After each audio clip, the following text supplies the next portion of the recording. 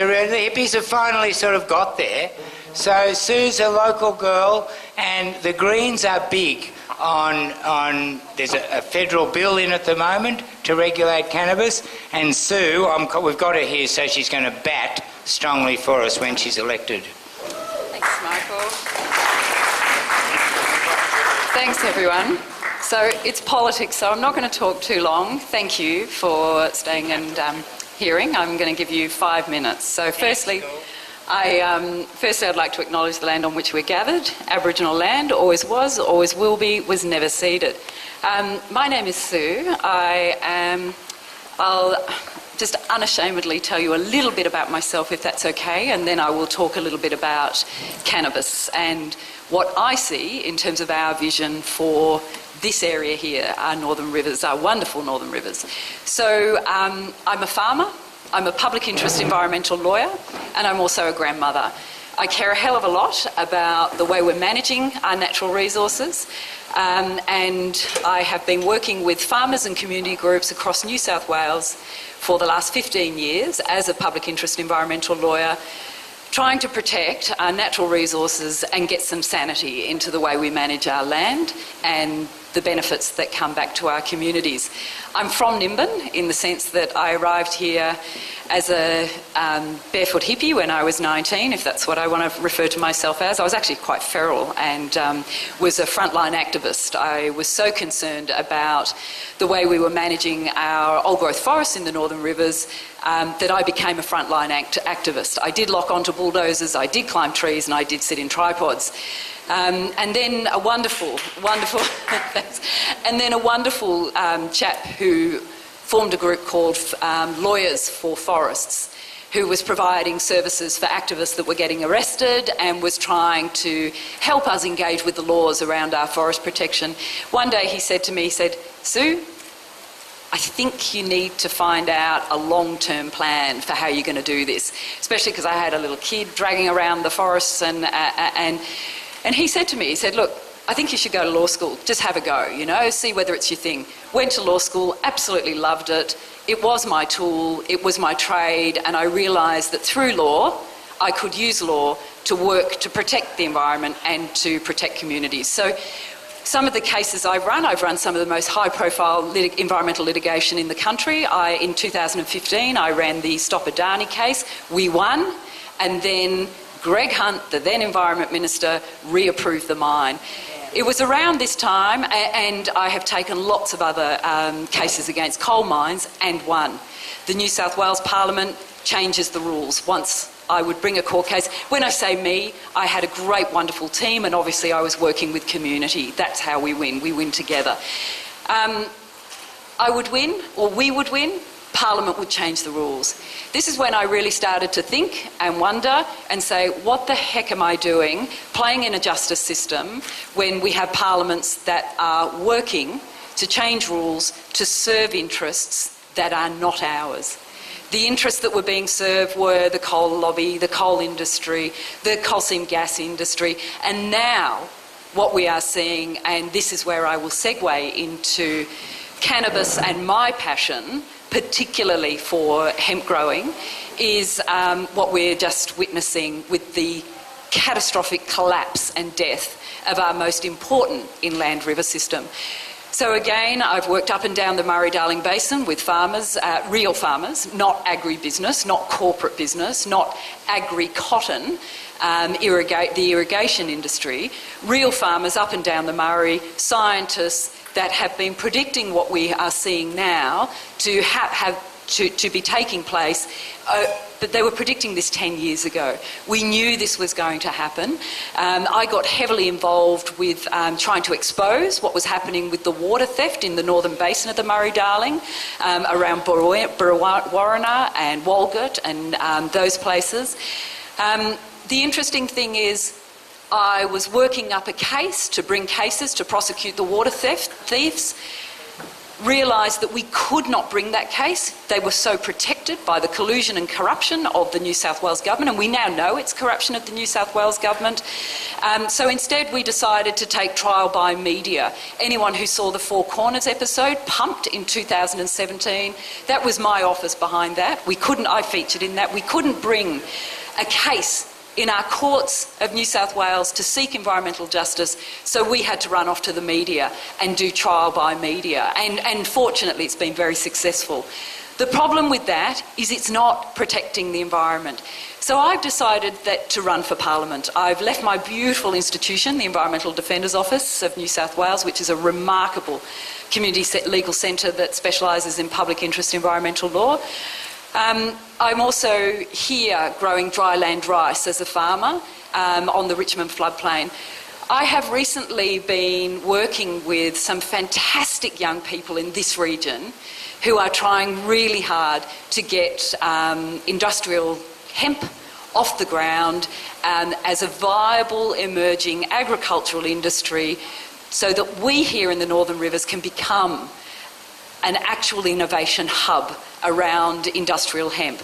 We know that we have already got fabulous people in the hills that are trialling this on smaller scales.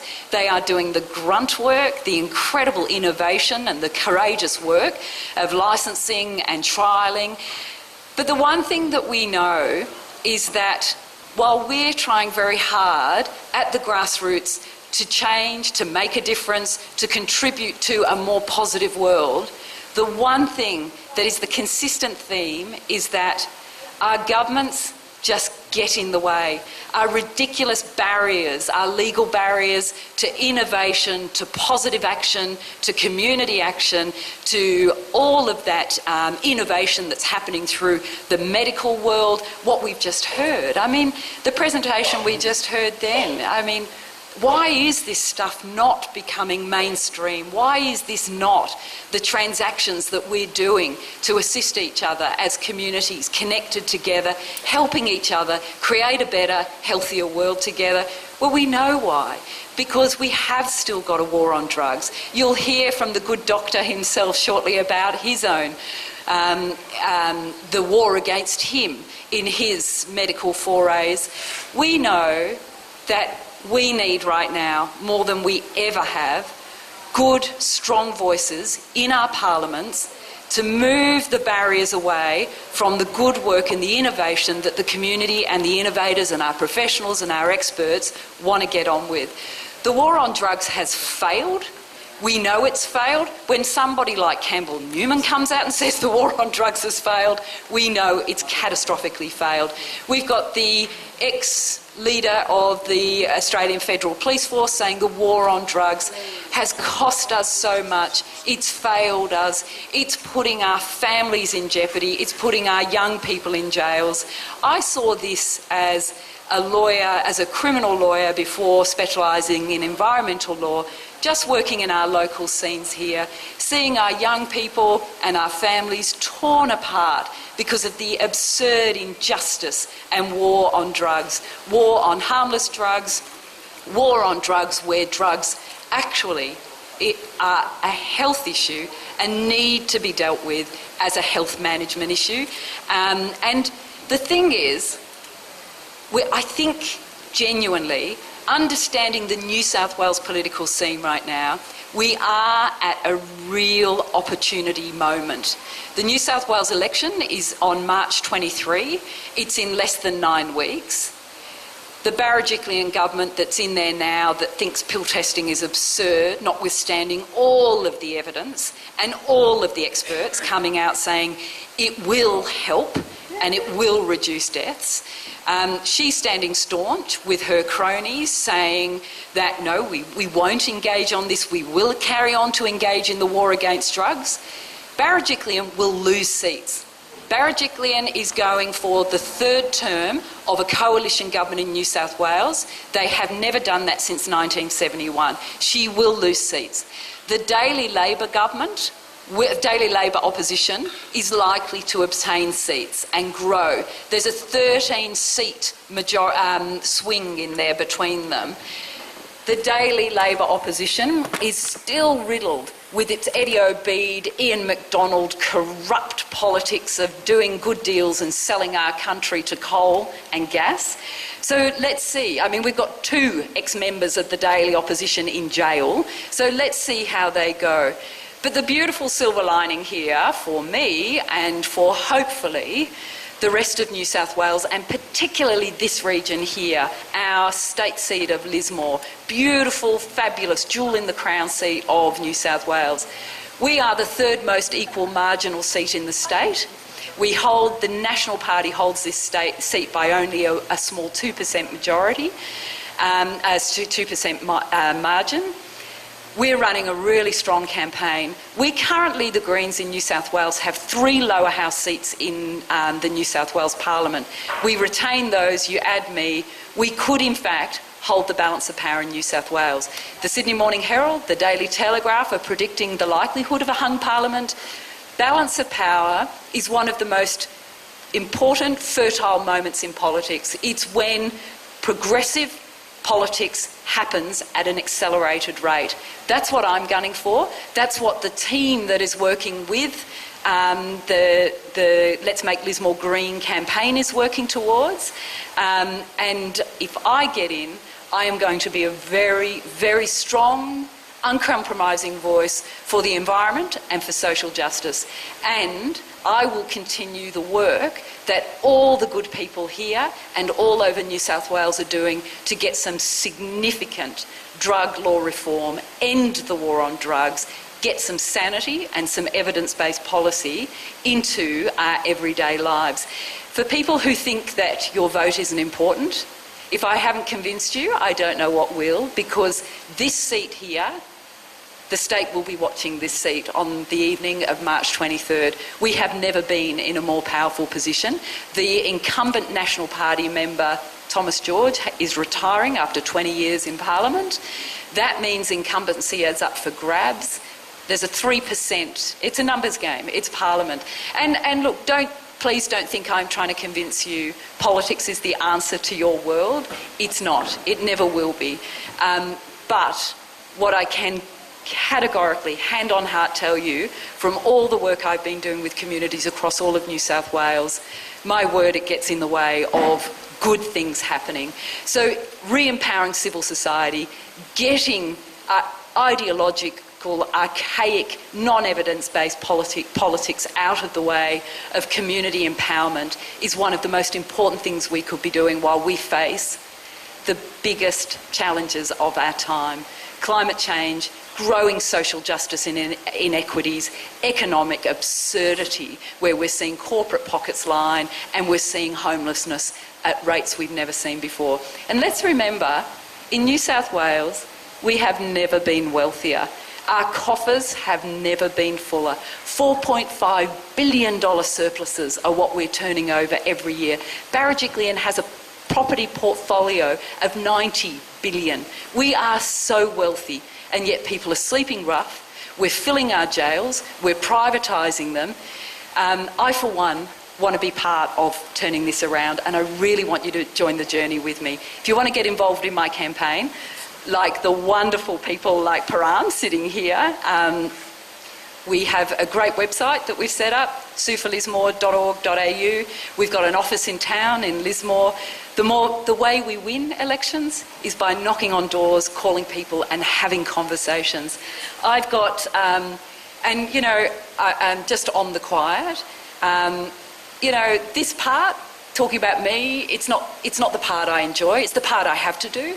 But talking about reform and how we make our laws better, how we build our community strength and resilience, how we shut down every coal mine and transition all those workers safely, and how we end the war on drugs, that's the stuff I want to talk about. So please feel free to get involved. There's a little bit about me here, the website, we've got a campaign office in town. We've got less than 9 weeks to turn the Lismore electorate green. Lismore electorate is really big.